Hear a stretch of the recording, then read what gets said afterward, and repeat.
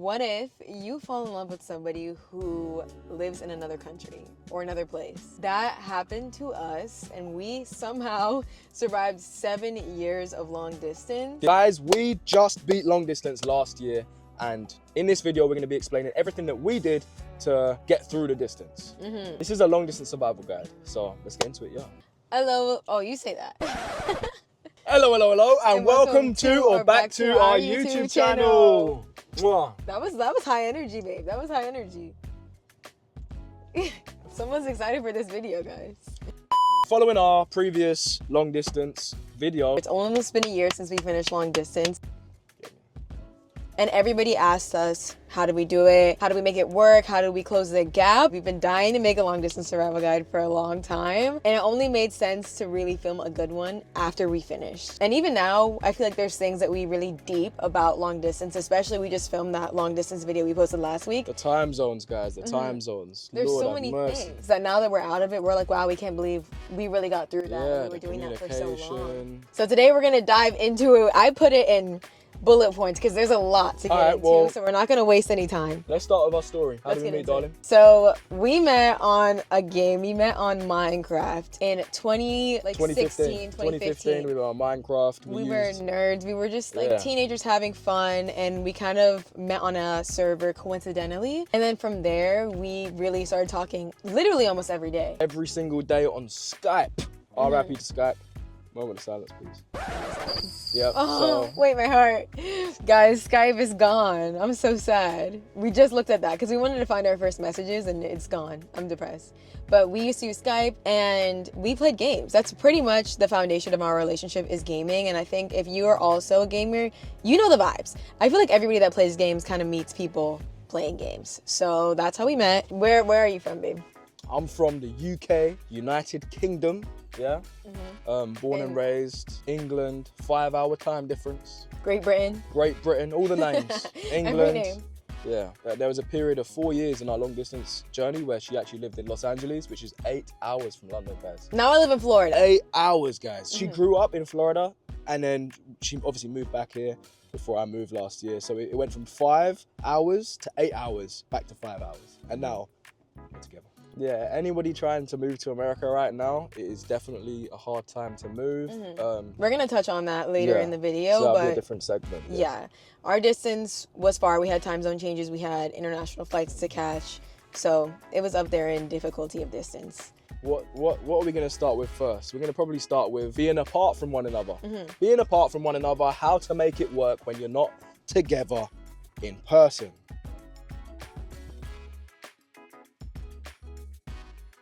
So you need to find a means of communication, and I feel like that is probably the most important part of not being together in person because all you have is communication. Another part of communication would be you actually fall in love with each other's personalities opposed to like somebody's physical looks, because she actually never saw me for the first year of our relationship. She had no idea what I looked like. Yeah. Only so voices, guys. We're dead serious. So we fell met in love with each online, other's personalities. and kind of going off of what Luke was saying, I think it's such a pro to fall in love with each other's personalities first. And how do you do that? You need to be calling listen, not once a day, multiple times throughout the day, guys.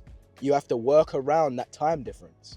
So the time difference and speaking to each other goes hand in hand. You need to work out each other's schedules, when you could talk to them, when they're asleep. Like some people, like we would sometimes even fall asleep on FaceTime together. But it's like I knew when she would wake up and she would knew when I would wake up, and you know, even like in the later part of our long distance relationship, you'd know when I'm getting back from work. And listen, at every given moment, you're in a relationship with your phone, guys. You'd always be on the phone, talking to each other, updating each other, texting each other, voice notes, the lot, memes, posts on Instagram. You have to know your partner's schedule, guys. Yeah, I think talking all throughout the day is so important, and really falling in love with FaceTime, or at the time when we met initially, it was Skype. We were on Skype. Like, I wish we had like screen time hours of how many hours we really spent together, because instead of that in-person hangout they usually have, that's your hangout. That's all you have, is calling each other and spending time with each other on the phone. And that is your quality time. So you need to figure out how to use it, how to be intentional with it, how to make things work, like go on dates. That's something that we used to do all the time. Guys, another must for long distance is date nights. Date nights. We used to do one once a week, every single Friday, 52 a year. Guys, it's needed. It's like the spicy part of your week. Like, this is how you keep it interesting. This is for sure. And on these date nights, you could watch films, play games, do card games, online questionnaires. We used to do like Q&As. Spice it up. Also, I wouldn't say date night was gaming for us because we used to game like more casually, but finding fun activities to be intentional with your FaceTimes with is the perfect date night. Our date nights kind of evolved. Like, I mean, what we used to do that before we turned into adults. When we were adults, guys, we sat down with wine. We did like the couples. Nights. Yeah, we did cooking nights, guys. We did a lot. We got really creative with it. You got to get creative. So we did cooking nights where we cook the same meals but separate. Our date nights would get flirty, Eats. guys. Our you could date Uber nights eat would each get other flirty. stuff. You could Uber eat each other gifts. You could Uber eat each other things. That's a super fun part of long distance that I feel like is new that you can do now is like Uber eat some flowers to make you feel like you have that physical presence a little bit. We even got really creative in our distance and did VR. Yeah, the MetaQuest. And it actually, that's the main thing. Listen, guys, virtual reality, it literally makes you seem like you're in front of that person. Like you you're can put your literally hands grabbing. What did we play? Cookout or something like that? Yeah, cookout. And we're like it was really chucking you the tomatoes and yeah, it was nuts. We did everything. Touch each other in VR. That in was 7 years, like I genuinely feel like we've done everything on the date nights. A must. And certain couples games as well, such as what's that couple? It Takes Two. It Takes Two. Split Fiction. That's kind of in the gaming realm of long distance, but I know not everybody's a gamer, so we're not gonna try to give you guys advice that's all about gaming because, you know, not everybody likes to game. Real. So, did we deal with any trust issues? And what's the tips of going about trust issues? And how do you trust your long distance partner? My genuine take: do not do long distance with somebody you can't trust. Like. We're trying. We're debating. No, I'm gonna be real. We never had a portion of like breaking trust. You have to know exactly what your partner's doing at all times. Like you're just that communication. It's not about asking. It's about the respect that your partner gives. It's like, oh, I'm doing this right now. I'm going out here right now, and they send you photos. And eventually, over time, time's your best friend. Time is your best friend. You build that trust. That's normal. I would say, yeah. It's so easy to trust your partner when you really communicate enough. Because I know exactly where he's at. I have his location. Like, there's so many things that I put trust in, but there's also the fact that we know exactly what's going on and we talk so much. How do we feel about potentially missing milestones and holidays due to not being able to be there with your partner? So like if it's your partner's birthday or it's Christmas, how do we go about that?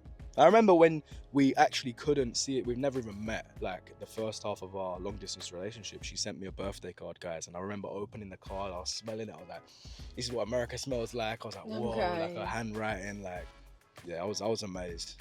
But you would always send me like gifts. Yeah, you know? I think that is Or important. when I eventually saw you next, you'd give me like, yeah. That's super important. Definitely try to show up in different ways. So if you can't be there physically, you know, send gifts, send flowers, spend the time on the phone, be thoughtful, definitely send gifts. But that's how we try to work that out. Every Christmas, you know, we would send each other stuff, we'd prep things. I would order him things from Selfridges and all that kind of stuff. There was never a year without a present, but there was a lot of years without being together. Presents. Not presents, but presents. Get me? Anyway. I'm crying. How do we deal with doubt from other people? How do you deal with doubt from other people saying, oh, your relationship's fake? Yeah, I think there's going to be haters. You know, there's going to be people who try to make you feel like your relationship isn't real or isn't enough. And the only person who knows about the quality of your relationship is you.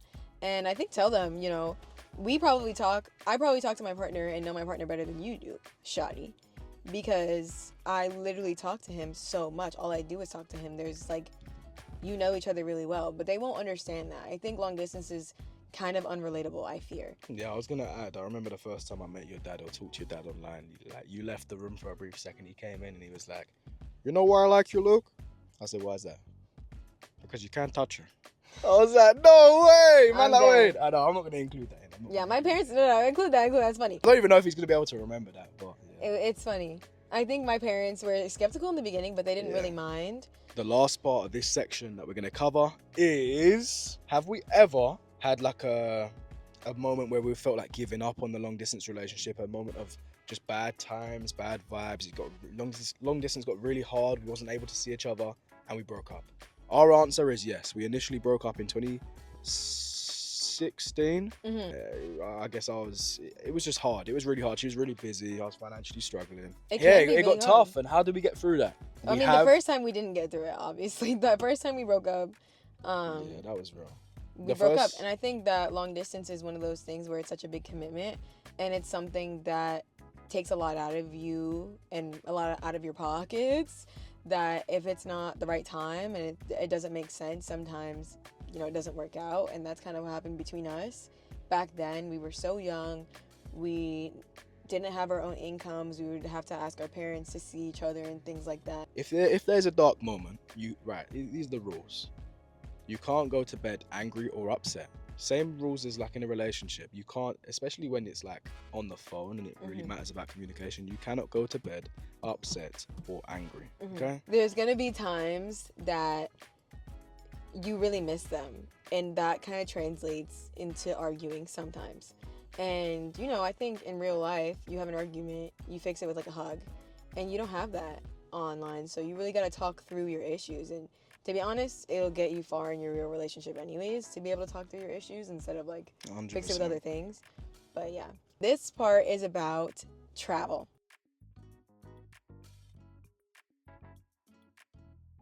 This is another huge thing. I think first of all is communication. Second of all is travel, low key. Travel is going to be a huge thing that you have to do. You really have to do, in my opinion. I mean, you could always... So I would say the main thing about long distance is you have to, in order for it to survive, this is the main golden rule. You need to know when you're next going to see your partner / have a goal in mind, either to see them, end the distance, or see them for the first time. If you don't have that, long distance will not work. I think it's a huge thing, and it's actually such a pro to me. It's so exciting being able to miss somebody but then get to see them. The excitement that you feel and the joy you feel when you finally see them, when you finally meet them. For the first time. Let's start with the giant moment in your long distance relationship where you finally meet for the first time after talking for years. So as we said, for the first 3 years that we were together, we didn't meet in person. The second time we started talking again-ish, we finally had an opportunity because I got sent to London for work to meet in person. So I told him, you know, I texted him like, I'm coming for work, like I really want to meet you, and it did end up working out. And we weren't dating at the time actually yet. We hadn't officially started dating.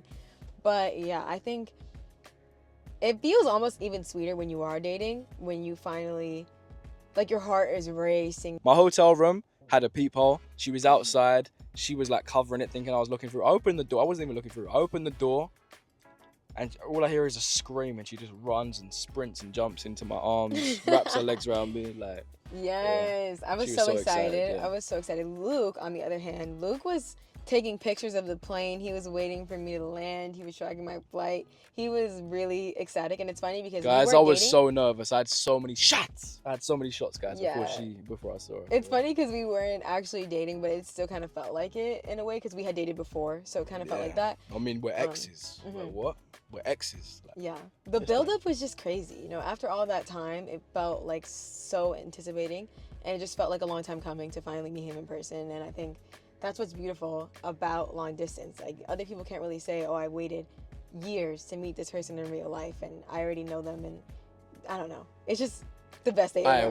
That was one top tier best day of my life, honestly. After, like, before wedding, people ask me now, I'm going to say that day. Because now that I think about it, I actually was one of the best days of my life. Babe, don't make me.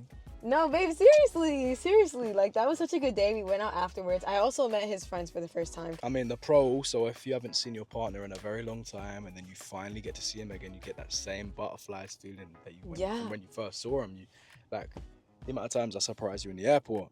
Like, there's so many videos and memories, and you picking me up and you be listening to like my songs that remind you of me, and then you pick me up, and it's like we're like the feeling all nervous. When you're driving, we're nervous. I was driving to the airport to go get him. I just know it's like starting all over again. It's like starting all over again because you haven't seen him in so long. You're not used to their physical presence. You're not used to talking to them. You're not used to them in person anymore. So it's like you have to start all over again essentially. And it's beautiful every time. Oh yeah. So like for me, every time you see them, I feel like there really is a feeling every time you pick them up of like you're so excited for what's to come, and the whole time that they're there and you're together is prime time. Like, this is going to be the peak moments of your relationship when you are soaking in every moment of their presence because you know they're going to leave soon. And then obviously it does still come with the dip of dropping them off and the sadness and Leaving your partner. Oh, that is the worst. It's like you were having the best time. It's legit heartbreak. It's just Heartbreak. How to like deal with that is literally just have physical items that remind you of your long distance partner. And yeah, as I said, having that next plan in mind of when you're next going to see him definitely heals that wound as well. Because when you separate after spending time with him, guys, I literally was crying. I'm going to put this video here because I'm transparent. But like, we were, after we first saw, both of us were like upset, guys. Like, yeah.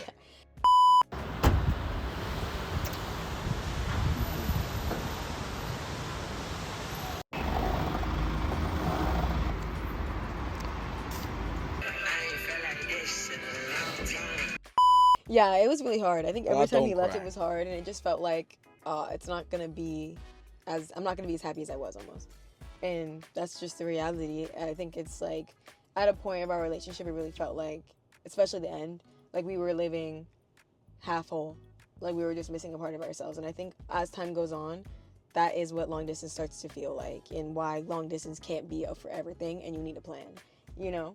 But I want to start by saying that travel isn't something that a lot of people are used to, and there's people who like don't travel that often. I think travel is one thing that you do have to get used to, or you should try to get used to during long distance. It can be scary, you know, these flights are long. And it doesn't even have to be a flight. It could be a drive. Long distance is, in my opinion, long distance is anything 2 hours and above travel-wise to see your partner. Like, it could cost you anywhere from $40 all the way up to like $600, maybe more, $1,500, $3,000 just to see somebody, to see the person you love. Both of our locations became each other's homes too, where, you know, Luke had stuff around my house. It was literally my second home, guys. Like, I literally had my own little closet space. Like, I literally had, like, I felt like I was Harry Potter living in the back of the kitchen closet. Listen, I had my own little closet, I had my own little like t-shirts, all my summer clothes were there because obviously England don't get too hot. Well, it does in the summer, but I didn't have a second home as much because like I didn't really move into Luke's space, but I did keep you some pajamas. Yeah. It was like one, it was one, no, it was literally specifically one pajama set that she had, and I'd give it to her every time she came. I met so many of her family and friends that welcomed me into the family, and I think that's really important for a long distance relationship, like getting to know their family, having a good relationship with their family. For sure. It's important. It's definitely important. Is it needed? I don't think it's needed, but it's definitely important if you're going to move there eventually. It is. Second home in all aspects, especially when you are planning to move inevitably. It's so good to get used to it. The community, like the driving situation, just getting used to where you are going to live. Because you're about to leave all of your friends, you know, and family. So it's important to have that second family attached to your home, your second home. And now, finally, for the last section, immigration.